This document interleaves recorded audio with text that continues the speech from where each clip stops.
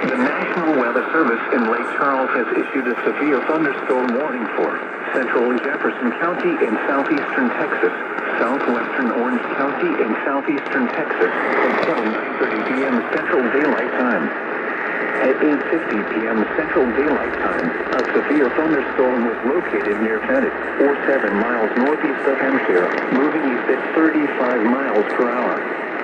Hazard, 60 miles per hour wind gusts and penny-sized hail.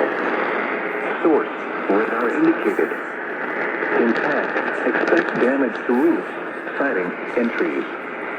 Locations impacted include Port Arthur, Groves, Hampshire, Port Acres, Central Gardens, Fannin, LaBelle, Neverland, Fort Neches, Southeast Texas Regional Airport, Beaumont, Winnie, Skull, Bridge City, and Needler.